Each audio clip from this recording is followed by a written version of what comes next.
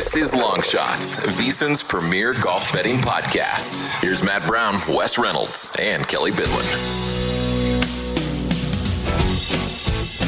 Hey, it is Long Shots Golf Betting Podcast here on the VSiN Podcast Network. Matt Brown, Wes Reynolds, Kelley Bydlon coming to you live over on the YouTube channel. So if you're watching us over there, hello, this is what we all look like. This is how we make the show. This is how the sausage is made, as they say. Of course, available on podcasts where all podcasts are found. And if you're listening to the replay over on VSiN, welcome as well. Guys, it is the biggest week in golf. It is Masters Week. We know this is something that we look forward to all year round. It's one of the few tournaments where odds are up way in advance. We can start to get positions on guys that we think are going to have a good week. And Wes, it is also one of those tournaments where it's played at the same course every single year. Yeah, minor adjustments here and there, but basically we have a pretty good idea of what this course brings to the table, the type of player we're looking for, and how we go about building our betting card. Yeah, absolutely. The only major, as you said, played at the same venue. So you would think that that would make that easier, but sometimes it makes it a little bit harder because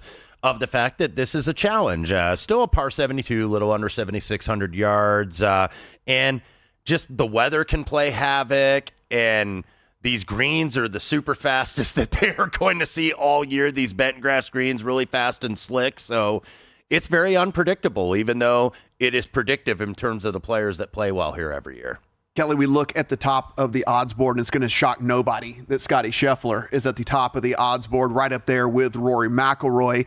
Now, guys, remember, we will have some live players here in this tournament. And so as we get to the third shot on the board, we're looking at Jon Rahm. And so you see Jon Rahm, Colin Morikawa sandwiched in between Bryson DeChambeau. We know guys, well, of course, Jon Rahm, a winner here. We have Bryson DeChambeau, who I hadn't played a ton of attention to live, and we aren't big live guys, but you look and you see he's had some decent success and certainly continues to finish at the top of those leaderboards over there as well. So you start to understand why the top of the leaderboard sits where it sits.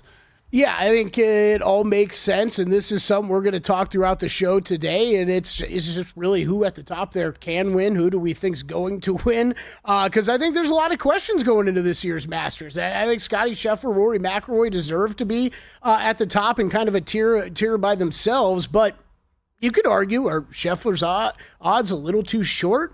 This time around at 4-1, I think that's a fair argument. We could take it as far as his right guy favored here in this tournament this year. So, but look, I think that's where the top of the board should be. Where do these guys over at LIV truly fall in? We're going to find that out in this year's Masters. Xander Schauffele is how much back from his rib injury is he, and is that still plaguing him? Or watch out, because he's a guy who won 2 majors last year that we might all be overlooking. I think it's an interesting top of the odds. Yeah, Wes, we get here and it's like Ludwig, the next guy on the board, Justin Thomas. Then you get to Xander, another live guy, and Joaquin Niemann, someone who certainly is getting a lot of buzz heading into this tournament with how he's performed over there on that tour. Big game hunter in Brooks Koepka right there. Jordan Spieth, based off of course history, really good odds here. Hideki Matsuyama, Patrick Cantlay, Tommy Fleetwood, Shane Lowry, Victor Hovland, and then Minwoo Lee, recent winner there on the PGA Tour. So a nice little mixture there in those kind of, let's say, upper tier guys, if you will, of the PGA dudes, the live dudes, and then some of the guys that are coming in on a heater. Yeah, and I think what you're seeing is bookmakers are learning from a couple years ago. Remember how the live guys were so out of sight, out of mind.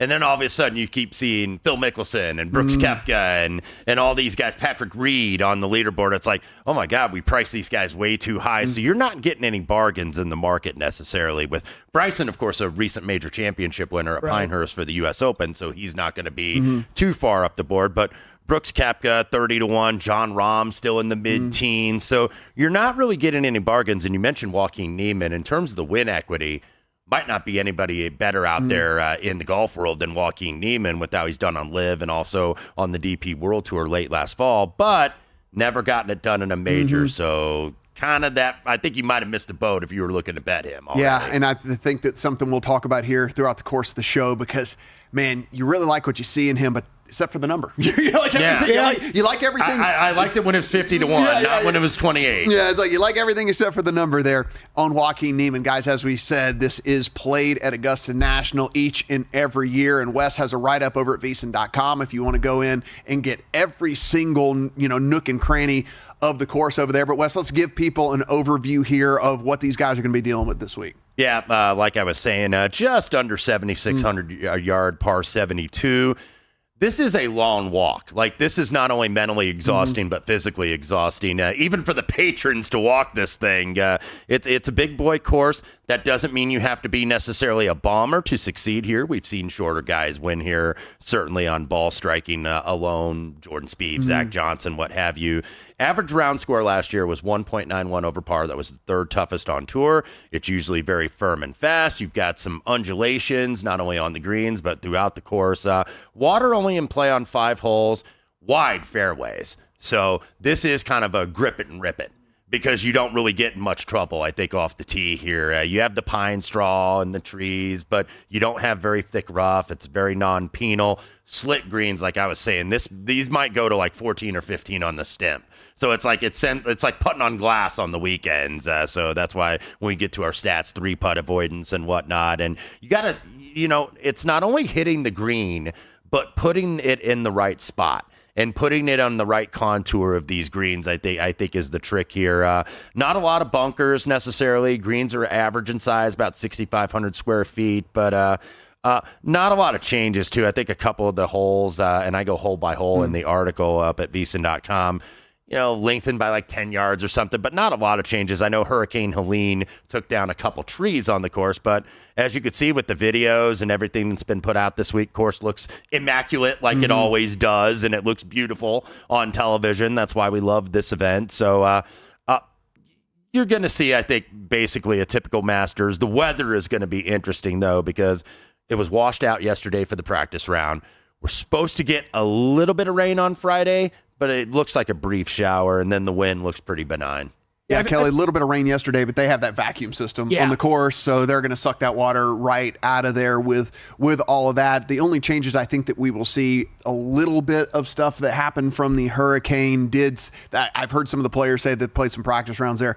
Sightline's a little different on a couple of the holes. Maybe a tree that used to be there isn't there anymore. But by and large, we are going to get the Augusta National that we all know and love. Yeah, worth bringing up, though, because I was just going to add on to that. I've heard some interesting quotes on just some of the trees being down overall because of the hurricane, Wes, and it is, opened up some sight lines that you're talking about, the ability to see over the different holes that you haven't been able to see before, but then also some concern that if the wind does pick up, that those trees aren't in the way to kind of block it away anymore. So I think it's going to be something interesting to watch this year. Yeah, one of the other things that Rory McIlroy said in an interview that I saw, he went up and played a practice round earlier a couple of weeks ago. And so what he said with that, also on a couple of the holes, because the trees are down, not as many shadows coming down onto the green, which can help from a putting standpoint, because you are, again, you hear the announcer say it all the time, and anybody that's ever played golf and it's hard enough to read greens as it is, and then when you're trying to read greens with shadows that are out there as well.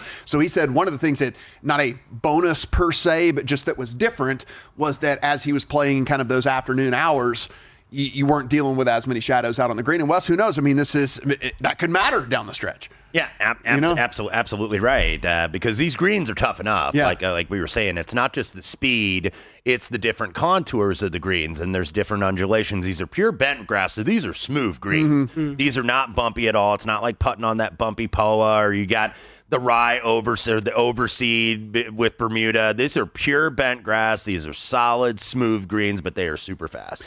Kelley, we look at this course, toughest par 4s on tour. You've got these par 5s that really and truly, and this is stuff we're going to talk about multiple times here over the next few segments, but par 5s are where this tournament is likely to be won or lost. The guys that can go out and take advantage of scoring on these holes. If you look down at the hole statistics over the years, guys, hole number 2, par 5, does play under par. Then you have to go all the way down again to hole number 8. Yeah, that's a par 5, plays under par. You get to the 13th, at par 5 plays under par, and then the 15th par 5 plays under par. They're all actually gettable, which is interesting in all of this. Now, sure, the wind can come into play with all of that, and I was there last year on that Friday. There was no getting to the green in 2 on a couple of those holes. It was impossible. You were playing directly into the wind. There was no chance. Even the longest of long guys were not getting there. But as long as the weather cooperates, these are not these super long par 5s that we see. So we're going to see maybe some eagle opportunities for the longest of long guys, and certainly at least some birdie looks for a lot of these dudes. Yeah, out there. absolutely. Matt mentioning he was at the Masters last year. Good humble brag there. That's also where all this random swag on our desk is from today, if you're wondering about that at home. But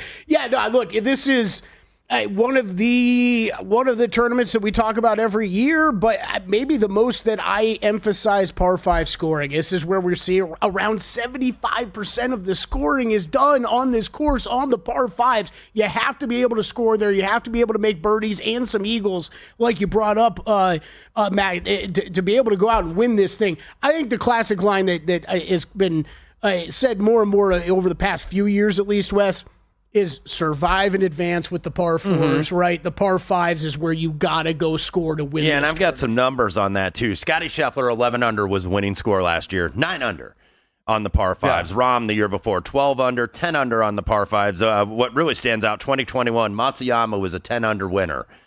11 under on the par 5, so he's over par on the rest of the holes, and that's what you see. You do the damages. These par 4s are really, really hard, and a lot of variation, too. A lot of longer par 4s, too. A lot of the 450 to 500 this week. And that's one of the things, Kelley, you say survive and advance. We're looking at one of these par 4s out there, a 31% bogey rate with a 3.7% double or worse. So, yes, we're going to see a third of this field at bogey or worse on that hole, and there are 3 or 4 other holes where we're going to look at least a quarter of the field is going to be bogeying those holes. So can you just get up and down? Can you sink the putts? Can you make the pars and go out and attack those par 5s? Guys, when we come back, we make models each and every week. What are the statistics that are important to us? How did we build this week? It is Long Shots here on VSiN.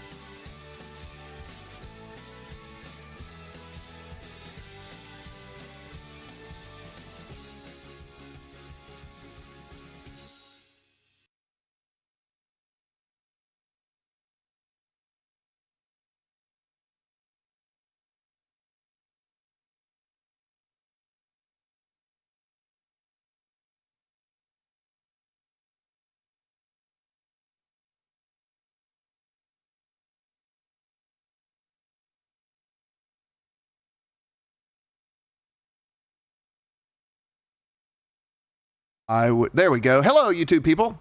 How are you doing? YouTube live viewers. YouTube live viewers, yes. The control room is are really keeping us under wraps. We wanted to talk to you guys. Appreciate you for being here, watching the live stream and all of that. And then they cut our mics as we were trying to do this. Control room's being smart, though. They're just keeping us blocked off. All right. Thanks for hanging around.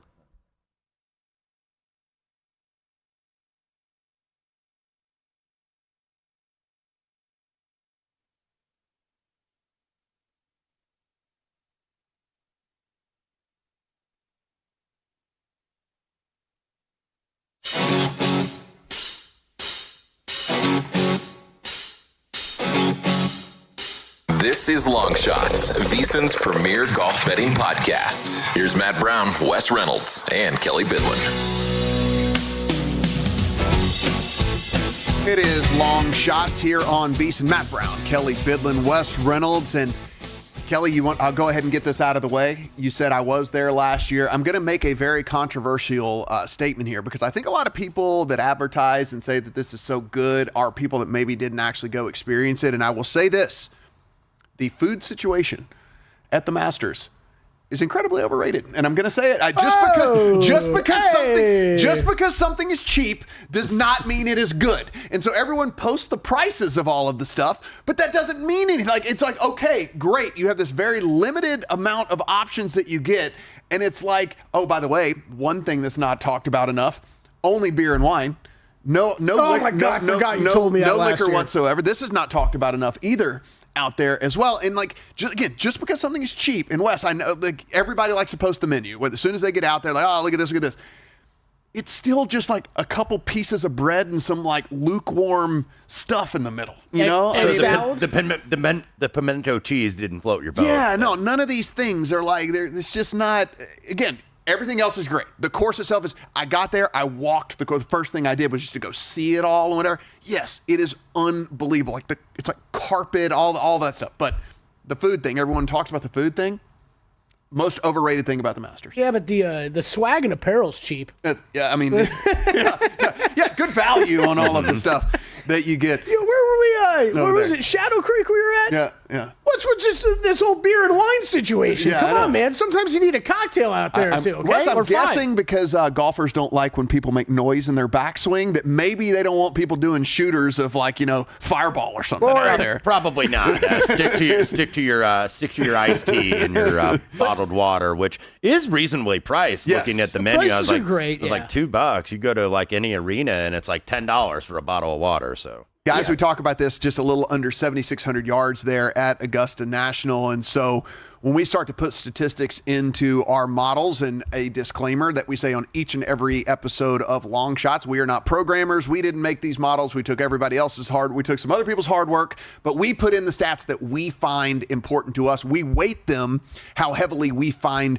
that they are important. So again, it is models unique to us, just not models that we invented ourselves. So I just don't want people like, you didn't code that. And I'm like, yes, I did not code that. You're correct. You're right. You are correct. I did not code that, and could not code that if you gave me a year to do it. Speak for yourself. That's all I do in my spare time. Yeah, just code Yeah, practice. you know me. That's me on a Saturday That's night. all you got. Can I put it into Chat GPT and they'll make the code for you? Maybe I'll AI this thing when it's all said and done. So guys, listen, we're talking about a super long course.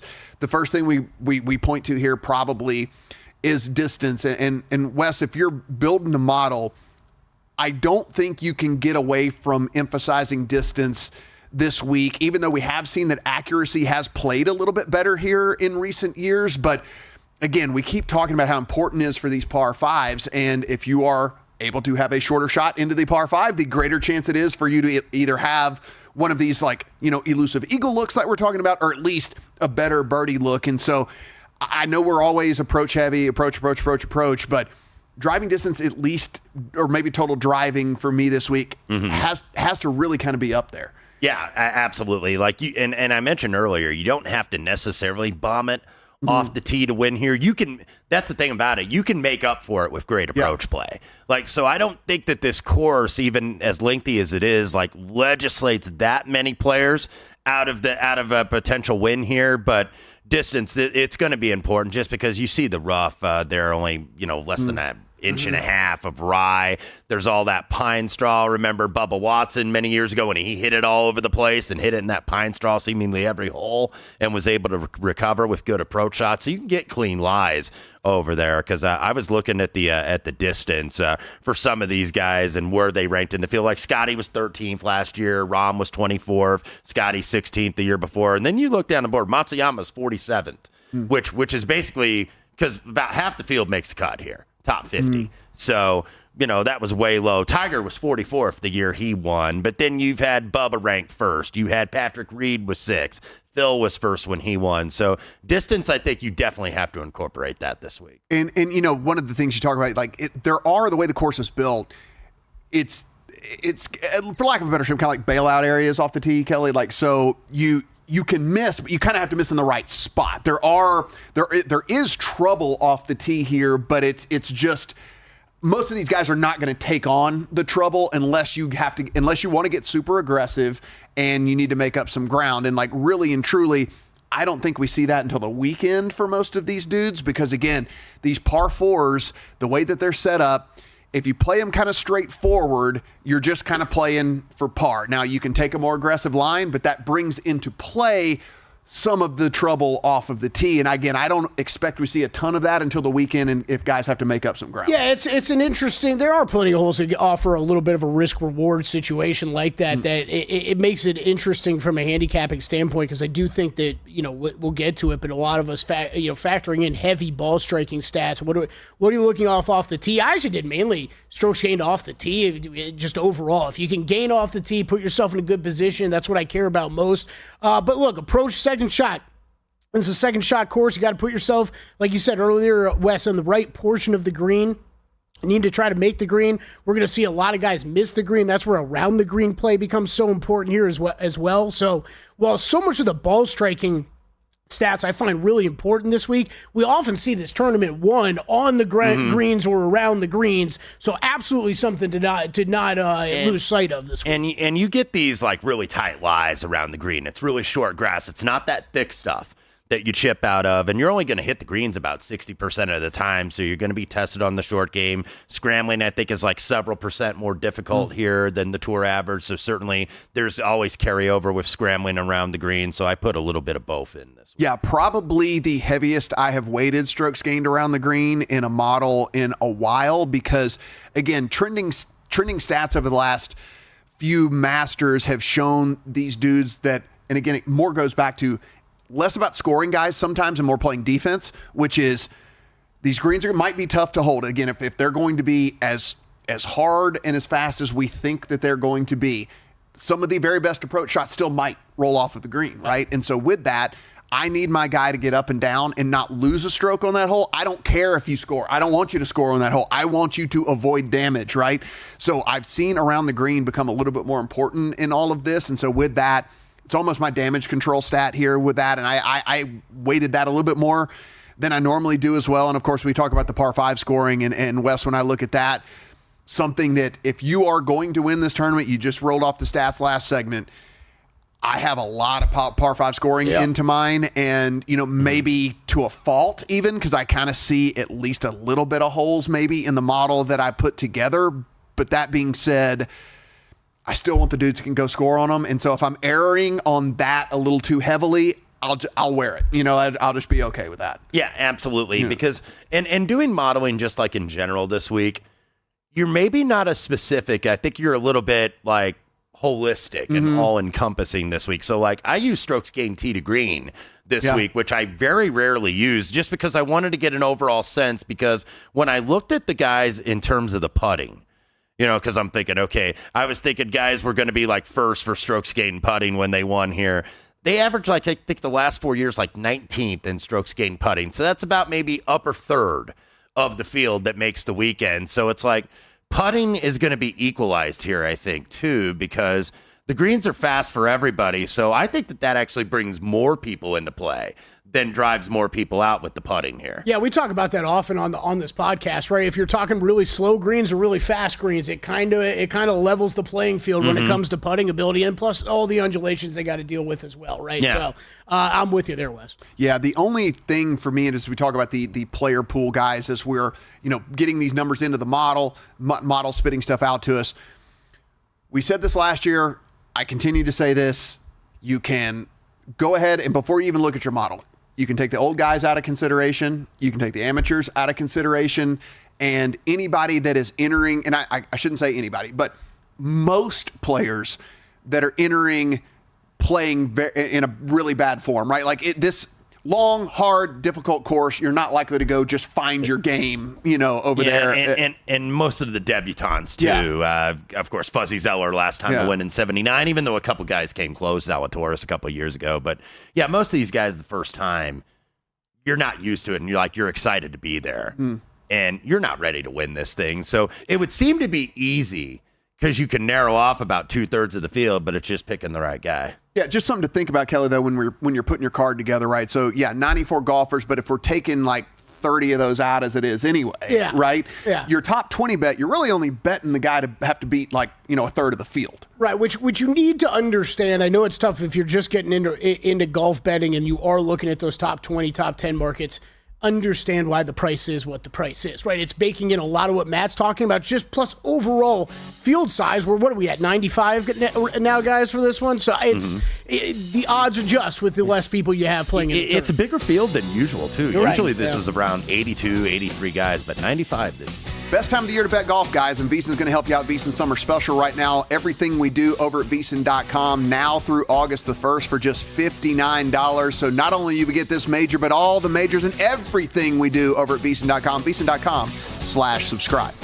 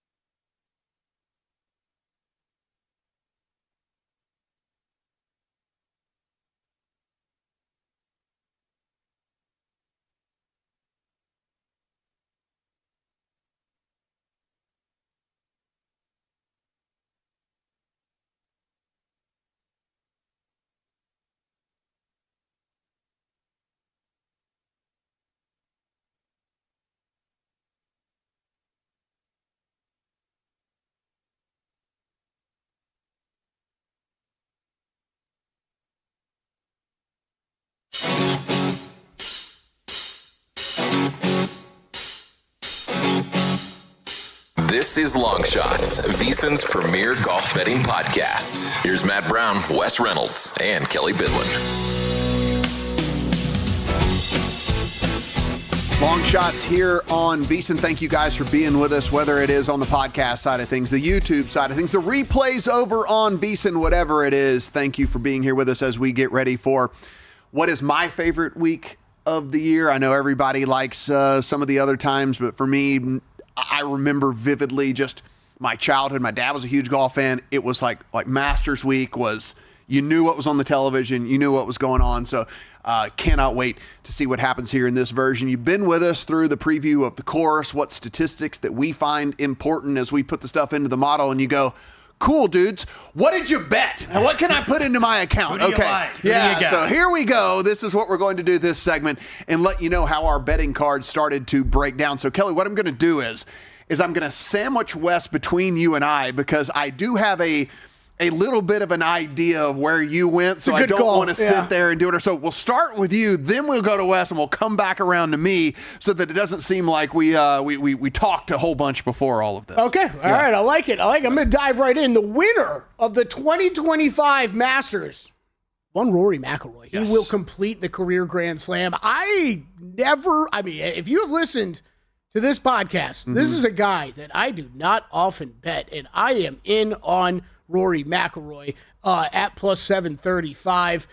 Not John Rahm, plus 735 on Rory McIlroy for an outright bet for me. That will be, look, Rory, it's who I'm picking to win this thing, is who I'll be riding with in one and done this week as well. I think where this guy's game is at, we've talked a lot about this Masters hangover effect with him and him coming in and playing this tournament and being a little shook every time he shows up here, but this is the best form he's entered this tournament playing in. And you mentioned it, Matt. I'm really focused in on guys with quality recent form heading into this tournament. He's got 2 wins already on the season at two tracks we wouldn't necessarily predict him to win at with his type of game. So he's getting it done wherever he plays at. T5 at Houston, won the Players, T15 API, T17 the Genesis. He hasn't finished worse than T17 all season, including 2 wins. He's got everything off the tee I'm looking for, everything on approach. The putter's working well this year. I really like Rory, so it is Rory for an outright and a top 5 for me this week.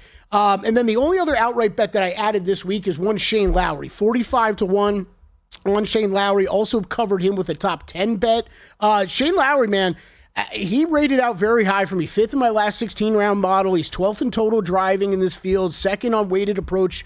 9th on opportunities gained. He's got that around the green and scrambling game that I think is going to come into play heavily this week. Great results this year, 4 top 20s in his last 4 events that he's played, and some good Masters results. T16, a 3rd, T21, T25 over the past 5 years. So up there. I like Shane Lowry. He was the only other. Those are the 2 outrights that I added this week. It is the Masters. Usually end up with a little bit more outright bets than we plan on. I did add a couple as the season was going on. One Akshay Bhatia at 90-1 and one Sepp Straka at 100-1. Look, if I was betting today, Akshay, I don't think I'd be going back to betting. Sepp Straka, I would be. I would be betting. I like Sepp Straka. I added a top 20 on him as well this week. Really like where his game has been at this season. We've seen him come into this year. T16 last year at the Masters, so has shown, might not have a ton of experience here, but at least has shown one quality result here last year with that T16. He's already got 7 top 20s this season, including a win at the Amex. So Sepp Straka playing really good golf. Stat-wise, look, the ball striking's awesome right now. 5th, especially on approach. 5th on weighted approach. He's 5th in par 5 scoring in the field. He is getting it done. Yes, I think some of the driving distance, some of the scrambling around the green play might be a little bit of a concern, but where we're pricing Sepp at, I really like him for a play this week. So outright and a top 20 bet for me on him. And that'll just keep rolling real quick. Top 10s. I really like Collin Morikawa this week. I really do. I don't know if I trust him to get home with the wins. We've seen him struggle on Sundays here a bit recently over the past couple years. So I'm going to go Morikawa. It is a pretty heavy bet for me. Top 10 play on him, and that is all I'm going to play him at right now. Sepp Straka, I mentioned the other top 5, and the top 10, Shane Lowry and Collin Morikawa. Top 20s. These 3 guys I love in top 20. Sepp Straka, I moved all the way down to a top 20 as well. So I'm in on him on an outright, a top 5 and a top 20. Robert MacIntyre, I love this week. Corey Connors, I love this week. Both those guys have been playing very, very well recently and early in the season and really putting it all together at the right time, seemingly. So top 20 bets at plus 135 on Bobby Mack and plus 160 on Corey Connors. I really do like, and then I will rattle through a bunch of these guys. Props. Phil Mickelson, top senior, minus 150. I have seen wild pricing on this. You look at the rest of the seniors in the field, though. He's really the one guy playing actual quality golf right now, so I'm willing to lay minus 150 on that. And then Steven Jaeger, top German, laying minus 325 going up against Bernhard Langer. Just think he's going to be able to get a little bit further along in this tournament than where Bernhard's at in his career. Hey, great golfer. Nothing against Bernhard Langer. Love the guy. But I think we're going up against some youth in this tournament. Then a bunch of tournament matchups. If you want the tournament matchups, you can go to the YouTube and you can take a look at those or go over to VSiN.com. We gotta get Wes's picks in here. We gotta get Wes's picks in here to make sure people get all of those. But again, we'll circle back on those a little later. Wes, what you got? Well, I'll start with Rory, who I did bet for a top 10 minus 140. I left a space on my outright to potentially add him because I think he's going to go very well this week. I know that's chalky, but I think this is the time. The approach numbers are just fantastic based on what he's done in the past. But from an outright perspective, what I have off, let's lead off with Jon Rahm at plus 1650.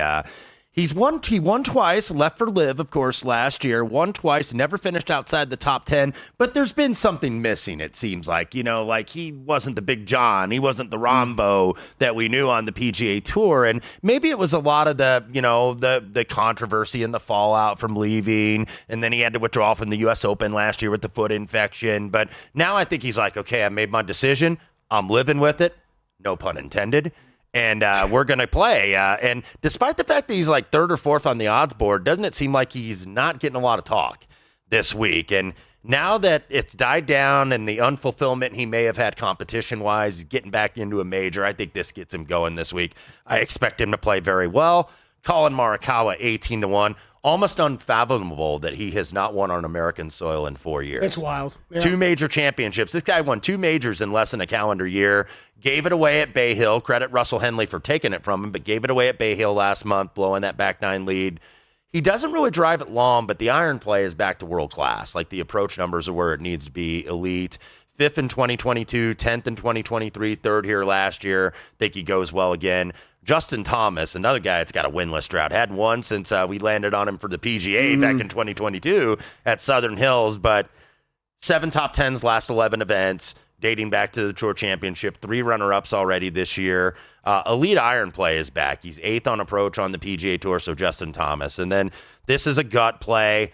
I'm going to do it again. Patrick Cantlay at 40-1. I just like the number. T3 last summer at the U.S. Open. That's actually been his best finish in a major. So he's got the game to win the majors. It just seems like he's never there at the end. Always been solid with the driver, always been good with the putter, but the irons are the best they've been in 3 years. 18th on approach on the tour. Think he's a little under the radar. And then a couple at 60. Minwoo Lee, who I hit on at Houston a couple weeks ago. Driver putter, drive the hell out of it and hit it all over the place and putt the lights out. And that's what Minwoo does. And I think that that's what you can do here. So I think this is right in Minwoo's kitchen, shall we say, because he's the chef. Let Minwoo cook. So I think he plays very well. And then Kelley mentioned him earlier, Robert MacIntyre, 60-1. He's chomping at the bit to get back to the Masters. Missed it the last 2 years. Fits that profile of a lefty, a southpaw that bombs it off the tee, hits it all over the place, and pulls off great shots. 17th or better in 6 of 9 worldwide events here in 2005. And then the bomb, the triple digit, we're going to go Patrick Reed, former champion here, 2018, 100-1. Won for the first time in nearly 4 years in November on the Asian Tour in the Hong Kong Open, then was a runner-up in Macau back in March. So he's finished inside the top 12 4 of the last 5 years, and he hadn't always been in good form.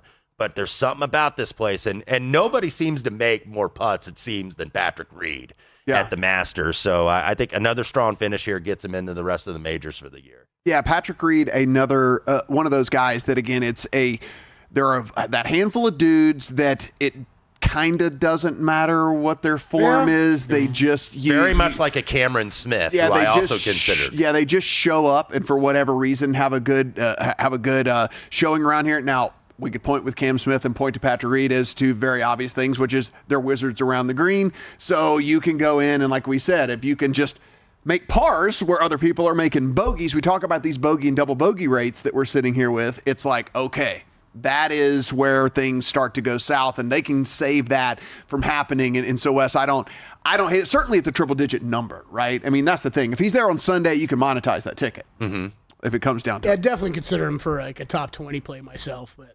I mean, maybe there's a head-to-head market out there or something like that is someone that you can look at. I mean, Sergio, another live guy. I feel like I'm sleeping on a little bit. He's been great. He was in position to win last week at Doral, too, and then hit it in the water late. That's shocker. Water ball at Doral. Yeah, yes. who'd have thunk that? With like these 7,000 different ways that you can hit in the water. When we come back, we'll get my plays, what's on my card. I can tell you this. I do share a couple of names with each of these guys and give our final thoughts on all of the big names and should you bet them or should you fade them. It is Long Shots here on VSiN.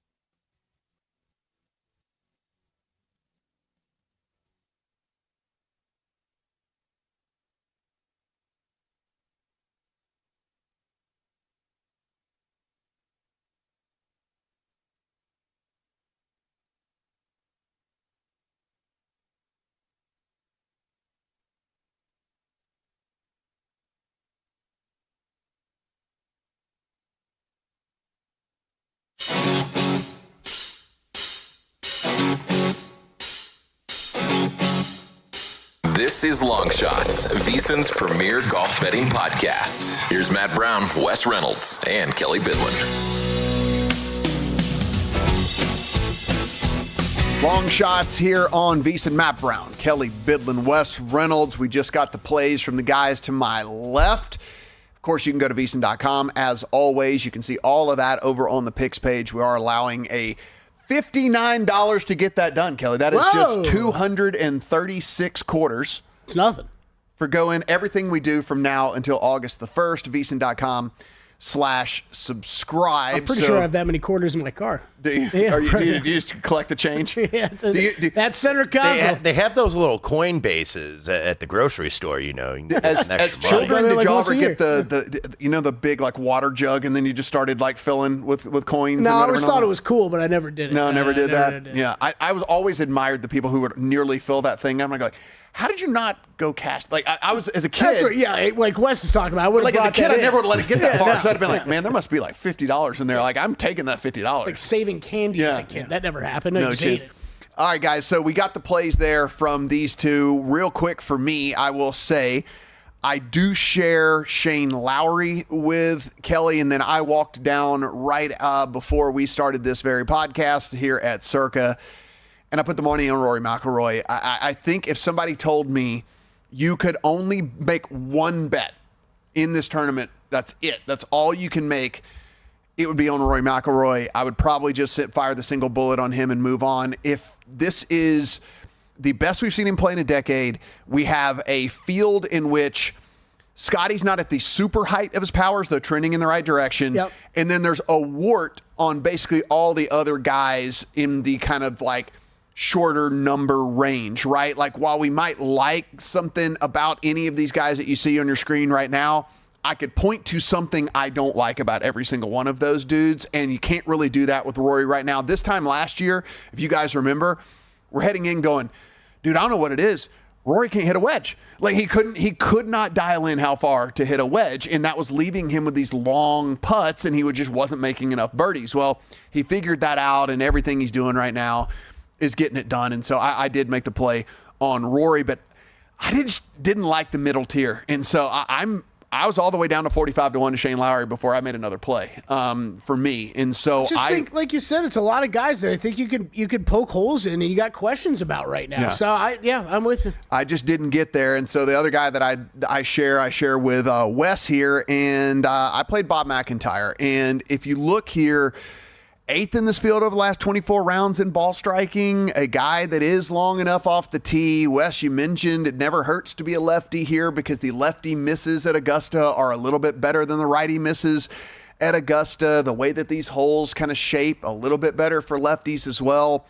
And honestly, we've seen the guy win, right? I mean, it's not like some of these other guys where we say like have no win equity. We've seen him win. Won twice in the last year at the Canadian Open, the Scottish Open, which a lot of pressure to win in your home country, too, and he certainly did so that. It's one of those things where it's not even where we can go, well, we don't know if he can get it done. He has gotten it done, right? He's been able to get across the finish line. So did put a ticket in on him. Sepp Straka was one that I made a long time ago. I do still like that one. I made a Hideki ticket a long time ago that I don't like. So the two that were made months ago, I like one still. I don't like the other. That's the same with Ludwig with me, because I had a Ludwig ticket when you guys cashed at the Genesis earlier this year, and it's like, I don't know. He certainly has a talent. He can win, but he gained like 8 strokes putting here last year, and that is so hard to duplicate year to year at Augusta. Him and Hideki could both absolutely win, right? But it's just the consistency hasn't been there all year. It's the deal with Hideki where, again,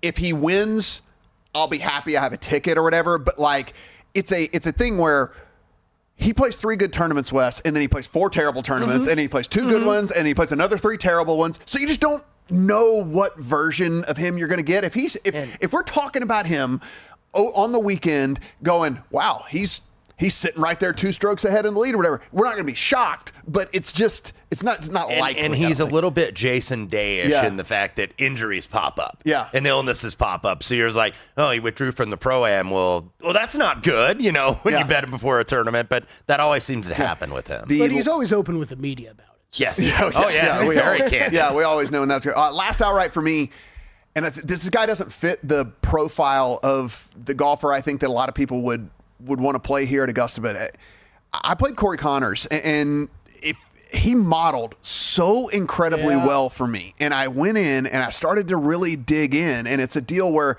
sure, you don't love the driving distance, but like I said, he's super accurate. And so we've seen accuracy play a little bit better here over the years. We know with the irons, at least historically, he hasn't been as crisp this year as he's been in years past, but he's still a wizard with his irons. And certainly, like we just talked about with the putting, I mean, run hot with the putter for 4 days, right? I mean, run hot with the putter for 4 days and you could be at the top of all of this. And so again, not a guy I expected to play Wes by any stretch of the imagination, but a guy that once I dug in, I guess checked more of the boxes than I thought. And if your team no putt, Corey Connors is the player for you. Obviously, that's been the weakness his whole career. But like we said, it's equal here. It's equal here with these fast greens. And plus, Corey Connors, if you go back to starting in 2020, 10th, 8th, and 6th here. So this is a guy that has been in the mix and on the first page of the leaderboard on Sunday before. That would not shock me to see him there again. 2 first-round leader bets for me that I put in. I played Bryson on the first-round leader.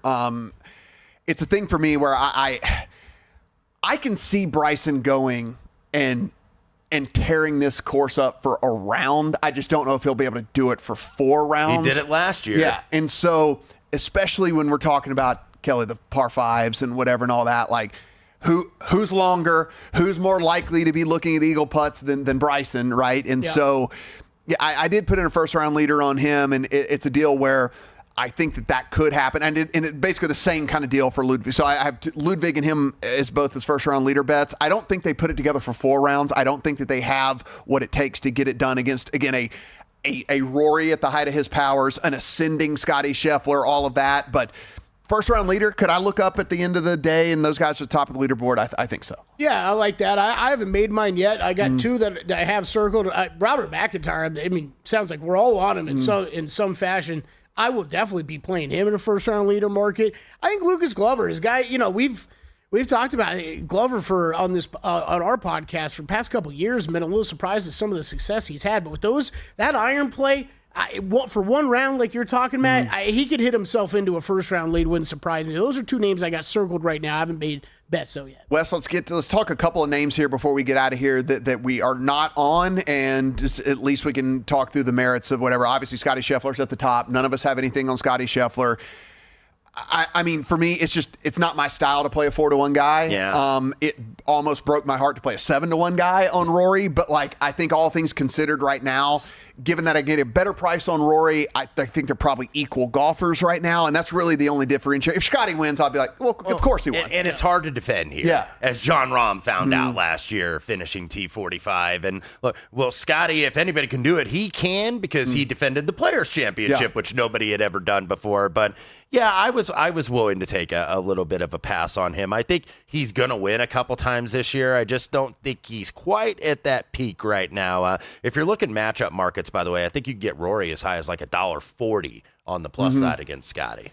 And Kelley, we played a ton of some of these other names that are sitting in that kind of 30, 35-ish range. We didn't, none of us got to Hovland. None of us got to some of these other dudes, the Zalatoris that I know is getting like a super lot of buzz. I was considering Zalatoris as well. We didn't get on any of those dudes. I know Russell Henley getting a decent amount of buzz out there as well.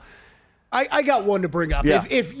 I have no problems. If someone's finding a Xander Schauffele in the mid-20s and you want to bet it. Because he might be back. You're kind of zagging when everybody's zigging. I have no problem with someone making that bet. The guy won 2 majors last year. When we look at just overall scoring in majors the past 5 years, he's way up there with the rest of these guys. I have no problem with someone wanting to make that bet. Honestly, I got very close to making it myself, and then I decided to pivot and just go with the short shot Rory. But that's one name I wanted to bring up because I don't have any problem with someone betting that. I think for sure, if you're talking like a pedigreed player, and the only reason we're looking at the number attached to him is because we're doing this perceived injury thing or whatever, Wes. I mean, look. This might be, again, if he goes out there and performs, and he didn't have to win, right? If he goes in top 3s this thing, it's the biggest number we're going to get on the rest of the year. So this is it. Yeah, this is your opportunity. And he hasn't, with the 2 trophies now on his mantle, he hasn't been backdoor in the top 5s and the top 10s. Like, if you go the Wikipedia major form, it's like, wow, he's got a lot, but is he really in the mix?